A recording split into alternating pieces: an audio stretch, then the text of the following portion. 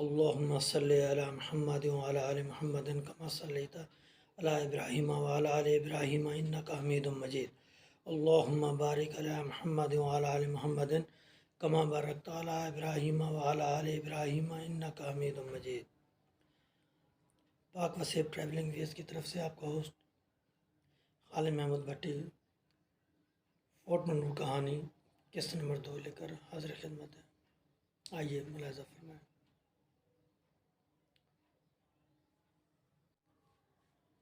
یہ پہاڑ کیا خوبصورت پہاڑ ہے. بڑے سے بڑے بحث انسان کا دل موہ لیتے ہیں. اوپر سے پہاڑوں کی شکل مخروطی ہے جیسے مصر کے اہرام ہوں. نیچے سے کافی چوڑے اور اوپر سے مخروطی طرز کے ہوتے ہوئے باریک چوٹیوں کی شکل اختیار کر جاتے ہیں.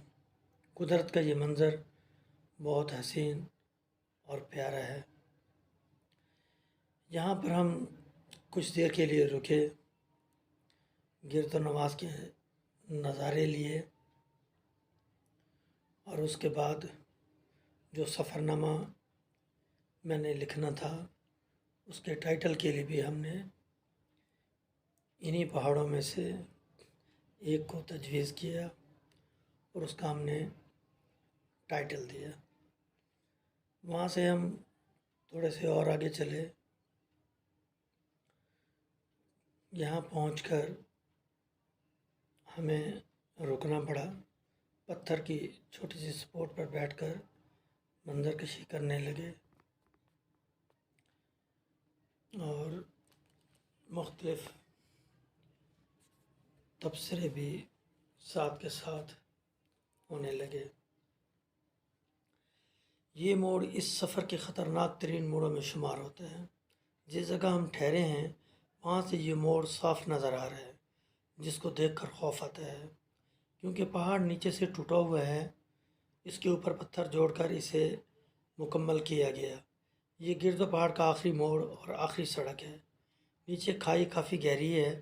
اس کھائی میں بارش کے دنوں میں پانی ایسے بہتا ہے جیسے کوئی بڑا دریا ہو. ہم اسی پہاڑ کے موڑ پر بیٹھے ہوئے ہیں.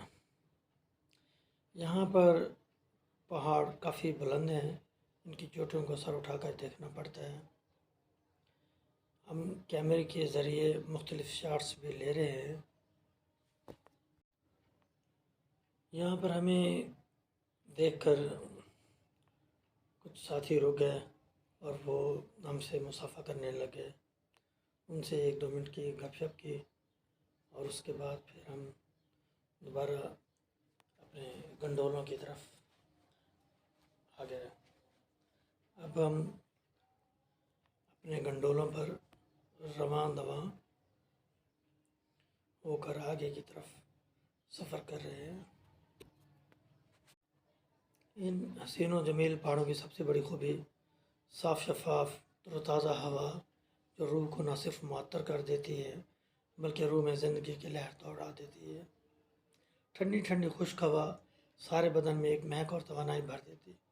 گرم ہوا کھانے کے بعد اب ان پہاڑوں پر بطور صبر کے ہمیں یہ میٹھا میٹھا پھل مل رہا ہے، بلکہ ٹھنڈا ٹھنڈا پھل. ہوا کے جھونکے جب بدن کو چھوتے تو ایک عجیب لطف و سرور کا احساس ہوتا. دل بے قرار ہو جاتا جیسے کسی نے اس کے تار چھیڑ دیے ہوں. ہم مزید اوپر کی طرف سفر کر رہے ہیں.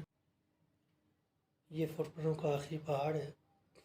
سامنے دائیں طرف پہاڑ کی ایک آبشار گر رہی ہے. چھوٹی سی آبشار پتھروں کے بیچ میں راستہ بناتی ہوئی بلندیوں سے نیچے گر کر رواں دواں ہے.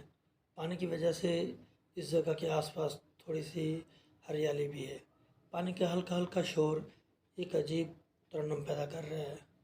اس کے دوسری طرف بالکل سامنے فورٹ منرو کا پہاڑ ہے جہاں پر ہمیں پہنچنا ہے، جس کی کشش ہمیں اپنی طرف کھینچ رہی ہے. میں نے دور سے اپنے ساتھیوں کو فورٹ منرو کی طرف اشارہ کر کے بتایا جو ایک بڑے پہاڑ کی چوٹی پر واقع ہے.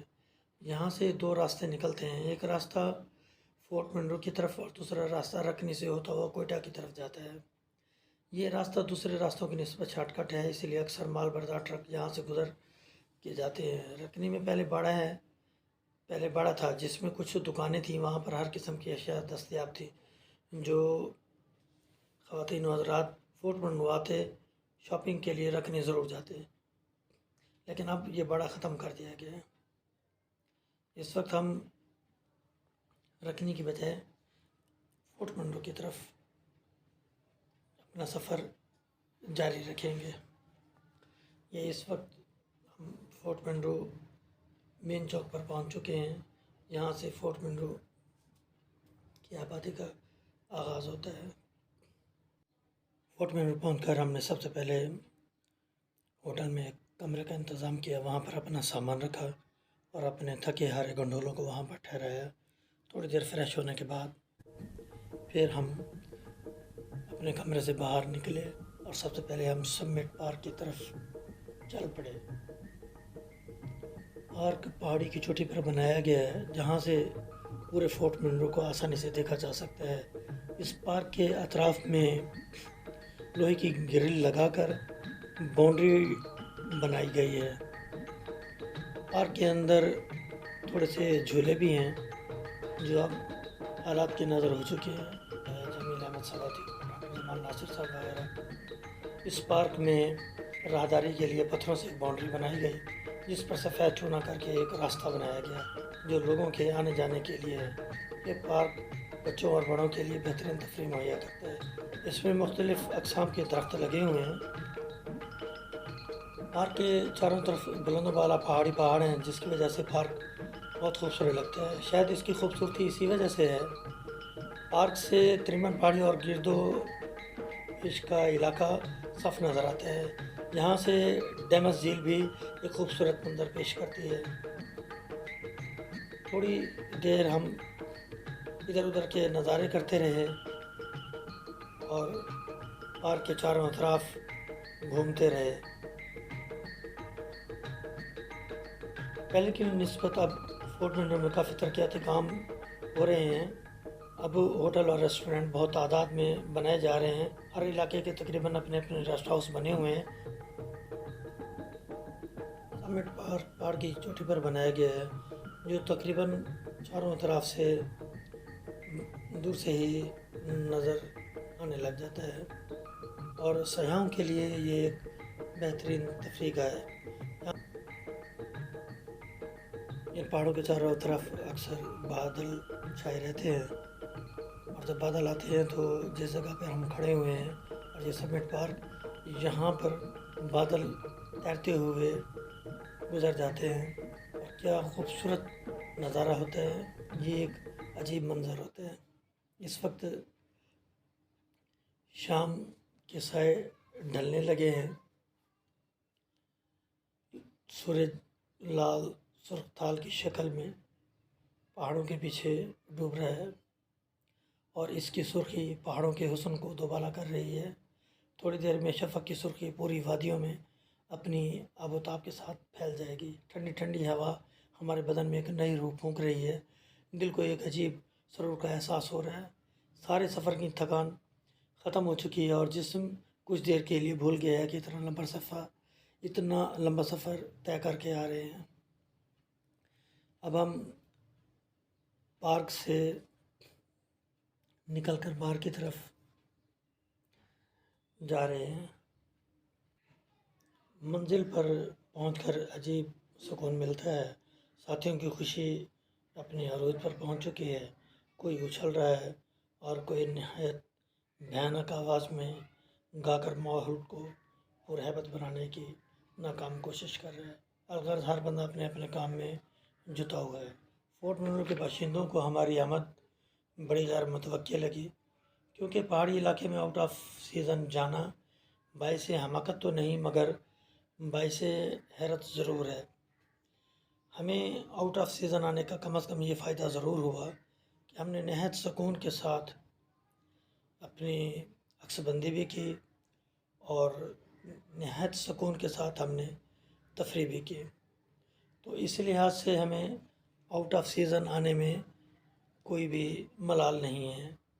ہم نے یہاں پر جی بھر کر ایک دوسرے کی تواضع کی اور سیر تفریح بھی کی ہم نے۔ ہم سارے پرواسی ادھر ادھر ٹہل رہے ہیں، یہاں پر اتنی سنسانی اور ویرانی ہے کہ ہمارے علاوہ کوئی چرند پرند نظر نہیں آتا، کیونکہ ہم آؤٹ آف سیزن آئے ہیں، تاکہ رش نہ ہونے کی وجہ سے کوئی دقت نہ ہو اور ہمارا مقصد پورا ہو جائے۔ بشیر صاحب یہاں پر کچھ اداس ہیں کیونکہ پالیسی ہولڈر ان کی نوکے نیزہ پر نہیں ہیں، یا شاید ان کے بھاگ اچھے ہیں کہ وہ ان کی موجودگی میں یہاں پر تشریف نہیں لائے، ورنہ بیچارے مرغے بسمل کی طرح تڑپ رہے ہوتے۔ یہاں کا موسم کافی ٹھنڈا اور خوشگوار ہے، اور یہاں پر فضا بہت امن کی ہے۔ اللہ کرے یہاں پر ایسے ہی امن کی فضا قائم رہے، بلکہ میرے پورے پاکستان میں ایسے رہے۔ میں کیا چاہتا ہوں، پھول میں خوشبو بسی رہے، پیار کی کلی کھلی رہے، معصوم جذبوں میں باقی خوشی رہے، ہر آنکھ کا آنسو انمول ہو، عدل و انصاف میں نہ کوئی جھول ہو، ہر درد کی دوا ہو، چاروں اور امن کی فضا ہو، بارش کی بوند سے مٹی کی مہک نکلے، فضاؤں میں پرندوں کی چہک نکلے، کسی یتیم و مسکین، غریب و مظلوم کی نہ کوئی آہ ہو۔ میں تو یہ بھی چاہوں کوئی مسافر راہ حق سے نہ کبھی بھٹکا ہو، قیدی ہر قید سے آزاد ہو، درس گاہوں میں طالب علم نہ برباد ہو، مسجدوں میں نہ کبھی پیرے ہوں، خوف و ہراس میں مبتلا نہ چہرے ہوں، نہ کوئی اٹا رہے دھول میں، نہ کوئی بے گناہ مارا جائے چھوٹی سی بھول۔ اتنا چاہتا ہوں بس، اور میں کیا چاہتا ہوں، اتنا چاہتا ہوں بس، اور میں کیا چاہتا ہوں۔ اسی خواہش کو لیے ہوئے اب ہم واپس پارک سے نکل کر اور دوسرے راستے کی طرف جا رہے ہیں۔ معذرت، پارک کے گیٹ کو عارضی طور پر بند کیا ہوا ہے، اسی لیے ہمیں یہ راستہ اختیار کرنا پڑا۔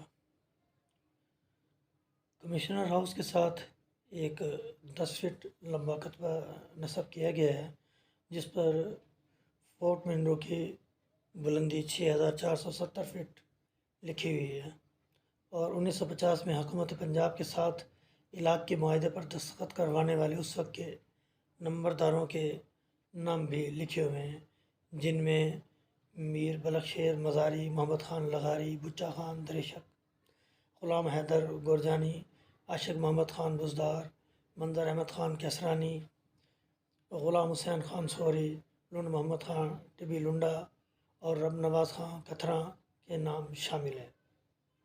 اس کتبے کے ساتھ سیمٹ کی ایک بینچ بنی ہوئی ہے، جس پر چاروں ناچار ہم تمام اہل قبیلہ براجمان ہو گئے۔ سارے پرواسی اسی پر ڈھیر ہو گئے۔ یہاں پر سنسانی اور ویرانی کے ڈیرے چھائے ہوئے ہیں، اور ہم بڑے مزے سے انجوائے کر رہے ہیں۔ اس موقع سے فائدہ اٹھاتے ہوئے ماما جی شبیر احمد اور بشیر احمد صاحب دونوں خوب اٹکھیلیاں اور خرمستیاں کر رہے ہیں، اور ہم لوگ بھی ان کے ساتھ ہر طرح کی انجوائمنٹ میں شامل ہیں۔ اور خالد تبسم صاحب انتہائی گہرائی میں تبصرے فرما رہے ہیں۔ اب ہم یہاں سے کوچ کر کے دوسرے راستے سے نیچے واپس ہوٹل کی طرف جا رہے ہیں۔ ہمارے ساتھیوں کو نہ جانے کیا سوچ رہی ہے، بشمول میرے، کہ درختوں سے پھول، پتے اور کانٹے توڑ رہے ہیں، جیسے ابھی چوک پر جا کر ہم کپڑا بچھا دیں گے اور سلیمانی پٹاری کھول کر کوہ سلیمان میں آوازیں لگائیں گے کہ حکیم سنیاسی بنگالی بابا آپ کے شہر فورٹ منرو میں براجمان ہو چکے ہیں، جو تباہ حال ہیں، اور مزید تباہ ہونے کے لیے ہمارے پاس پہلی فرصت میں تشریف لے ہیں۔ جن کی سانسیں چل رہی ہیں، ان کی سانسیں ایک چٹکی کشتہ کھانے سے بقضاء الہی رک جائیں گی۔ جو احباب جینے کے آرزو مند ہوں وہ ایک پکی خاک شفا کی پھانک کر فرشتہ اجل سے ملاقات فرمائیں۔ آج ابھی ملیے اور پھر کبھی نہ ملیے وغیرہ وغیرہ۔ مگر نہیں صاحب، ہم تو یہ پھول پتے معلومات کے لیے اکٹھے کر رہے ہیں، نہ کہ حکمت کے لیے۔ پھر ہم گھوم گھام کر نیچے اتر رہے ہیں۔ یہ باقاعدہ نیچے اترنے کا کوئی راستہ نہیں ہے، مگر ہم نے اس کو بطور شارٹ کٹ کے استعمال کیا ہوا ہے تاکہ سفر کچھ کم ہو جائے۔ اب واپسی ہو رہی ہے ہماری، کیونکہ اب ہماری بیٹری جو ہے وہ کچھ ڈاؤن ہونا شروع ہو رہی ہے۔ تھکن کا احساس ہونے لگا ہے، اور تھکن کے ساتھ ساتھ بھوک کا احساس بھی ہمیں ستائے جا رہا ہے، جس کی وجہ سے ہم نے یہ شارٹ کٹ راستہ اختیار کیا ہے، اور ہم کامیاب ہوئے۔ جلد ہی ہم سبمٹ پارک کے ساتھ والی سڑک میں شامل ہو گئے ہیں۔ پنجاب نہ صرف قدرتی وسائل سے مالا مال ہے، بلکہ اس کے حسین نظارے ہمیں اپنی طرف متوجہ کرنے کے منتظر ہیں۔ پنجاب میں شمالی علاقہ جات کا حسن دنیا بھر میں مشہور ہے۔ اس علاقے کی ایک اپنی کشش ہے جو ہر سال گرمیوں اور سردیوں میں ہزاروں لاکھوں لوگوں کو کھینچ کر اپنے پاس بلاتی ہے۔ اسی طرح جنوبی پنجاب کا خوبصورت اور حسین علاقہ بلا شبہ فورٹ پنڈو ہے، جس کو سراکستان کا مری کہا جاتا ہے۔